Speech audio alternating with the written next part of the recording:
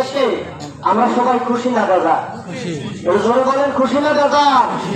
সেই মহান রবের দরবারে যিনি আমাদেরকে 1 মাস সিয়াম সাধনার পরে ঈদগাহের ময়দানে আসার তৌফিক এনায়েত করেছেন, মহান মুনিদের দরবারে আমরা দিল থেকে শুকর আদায় করি আলহামদুলিল্লাহ। এর হাজারিন বড় খুশির সংবাদ আজকে রোজাদার ঈদের নামাজ পড়তে আসছে, ঈদের নামাজ পড়ে বাড়ি যাবে, আল্লাহ পাক রোজাদারের জীবনের সব গুনাহগুলোকে মাফ করে দেবেন। এটা কি খুশি না আমাদের জন্য? এর হাজারিন আপনারা যারা আসতেছেন এই দক্ষিণ সাইডে জায়গা আছে অনেক, দক্ষিণ সাইডে চলে আসেন আপনারা সবাই।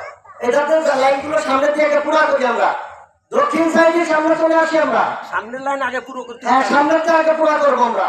এর হাজারিন আল্লাহ সুবহানাহু ওয়া তাআলা আমাদেরকে মাহে রমজান মাস দান করেছেন।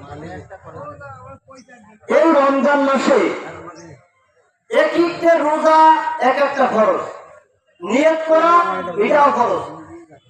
আপনি খানা খাইছেন, কি খানা খাবেন এটাও আল্লাহর তরফ থেকে আপনার নামে কোনো খারাপ কিছু লেখা হবে না। রমজান মাসে যা খাইছেন সব সৎকার করা সব আল্লাহ আপনার আমলনামায় দান করে দিয়েছে। জোরে কোন সুবহানাল্লাহ, জোরে বলেন আল্লাহু আকবার। কে হাজির সেই মালিক আমাদেরকে এই একটি মাস পরে দেখেন, গত ঈদে যারা ছিলেন এই ঈদে তার অনেকেই নাই, আছে কবরে চলে গেছে অনেকে। আমাদেরও হতে পারে এই ঈদ, এই নামাজ আমাদের জীবনের শেষ নামাজ হয়ে যেতে পারে, পারে কিনা?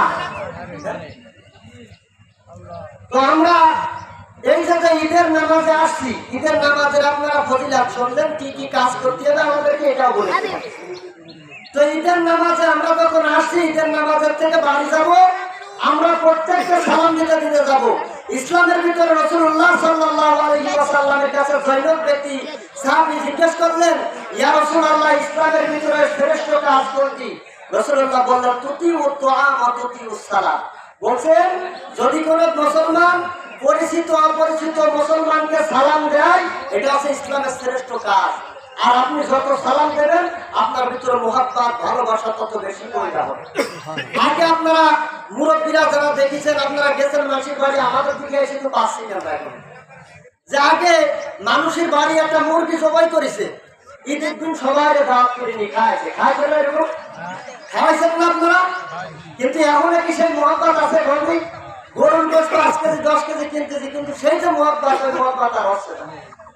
তো আপনারা যদি সালাম দাও তো বলতে দেন, রাসূলুল্লাহ বলেছেন যে ব্যক্তি জান্নাতে যেতে চায় সে যেন দুনিয়ায় বেশি বেশি করে সালামের প্রচলন চালায়, সালাম দেয় বেশি বেশি করে মুসলমানদেরকে দেখে।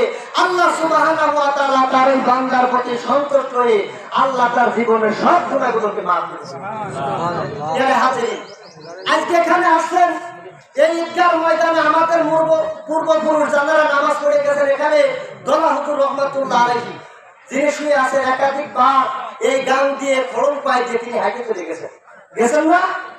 এটা আপনারা দেখানো কত অনেক দিন আগে দেখেছেন, দলা হুজুরে দেখেছেন, এরা লোক এখানে আসেন না? আছে। তো দলা হুজুর এই নদী দিয়ে খড়ম পায়ে দিয়ে হাঁটে চলে গেছেন, তিনি দোয়া করেছেন, তিনার দোয়ায় আকাশের থেকে আল্লাহ পাক বৃষ্টি দান করেছেন, করেছেন না? আজ দেখেন তিনাদের সেখানে আমরা আসছি, আজকে তিনারা না, তিনারা চলে গেছেন। আল্লাহ তাকে সারা দিয়ে আল্লাহর সাথে দেখা করা, আল্লাহ সান্নিধ্যে তিনারা পৌঁছাচ্ছে।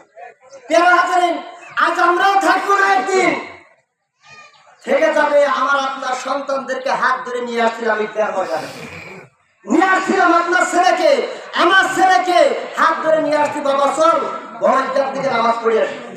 এখানে নিয়ে আসছেন নামাজ পড়ার জন্য, এখান থেকে দোয়া করবেন। হাজার হাজার মুসল্লি আসছে, এখানে আপনার সঙ্গে মত বিনিময় হচ্ছে, সালাম হচ্ছে, মুলাকাত হচ্ছে, আপনার সঙ্গে একজনের সাথে আর একজনের মুহাব্বত, ভালোবাসা পয়দা হচ্ছে একজনের থেকে আরেকজন। দলা হুজুর রহমাতুল্লাহ আলাইহি এই যে ঈদগাহ নামাজ পড়াই গেছেন, এখানে নামাজ পড়াই গেছেন শাহসুফি গোলাম কিবরিয়া কাউসারী রহমাতুল্লাহ আলাইহি, যিনাকে আপনারা দেখেছেন। তো এই জন্য আমরা এখানে যে সমস্ত আউলিয়া কিরাম বজরগানের দিন নামাজ পড়েছেন, এই পেরোলি গ্রামের অনেক মানুষ যারা অনেক ভালো মানুষ ছিলেন, আল্লাহ পাক আমাদের সবাইকে তিনাদের সঙ্গে যেন কবুল করে নেন। জয় বলেন আমিন।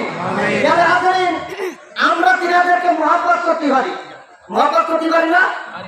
আমরা যদি দোলা হুজুরকে মোহাব্বত করি, একজন আউলিয়া ইকরামকে মোহাব্বত করি, কিয়ামতের মাঠে আল্লাহ পাক সেই সমস্ত আউলিয়া ইকরাম, আপনি যাকে ভালোবাসবেন, যার সঙ্গে আপনার দুনিয়ার মহাব্বত থাকবে, ভালোবাসা থাকবে।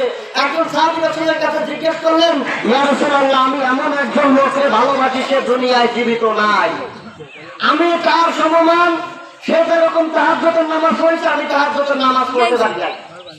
তিনি যেরকম ইবাদত বন্দেগী করেছেন, আমি সেই রকম ইবাদত বন্দেগী করতে পারি নাই, কিন্তু আমি ওই ইবাদত বন্দেগী করা আল্লাহকে আমি ভালোবাসি, মহব্বত করি। ইয়া রাসূলুল্লাহ, এই সম্পর্কে আপনার বাণী কি? এই সম্পর্কে আপনার মন্তব্য কি? রাসূলুল্লাহ বললেন, যে তাকে ভালোবাসবে কিয়ামতের মাঠে আল্লাহ পাক তার সঙ্গে তার হাসর করে দেবেন। সুবহানাল্লাহ। আমরা এখানে আছি দোলা হুজুরকে মহব্বত করে, ঠিক কি না? জোরে বলেন, ঠিক কি না? দোলা হুজুরকে মহব্বত করে আসছি, আমরা দোলা হুজুরের সঙ্গে থাকবো ইনশাআল্লাহ। আমরা আউলিয়া ইকরামের সঙ্গে থাকবো, শাহজালাল, শাহ বোরহান, খান জাহান আলী, অসংখ্য আউলিয়া ইকরাম যে পথে চলে গেছেন, যে মহব্বত করে গেছেন, আমরাও সেই মহব্বতে থাকবো। আপনারা সবাই দোয়া করবেন, আল্লাহ পাক এই পেরোলির প্রতি শান্তি বর্ষিত করুক, এই পেরোলিবাসীকে আল্লাহ পাক দোলা হুজুরের মতো অলি হওয়ার তৌফিক দান করুক। আল্লাহ পাক আমাদের সবাইকে আউলিয়া ইকরাম বুজুর্গানে দিন যেভাবে ইবাদত বন্দেগী করেছে, আমাদেরকেও সেইভাবে ইবাদত বন্দেগী করা তৌফিক দান করেন। আমিন।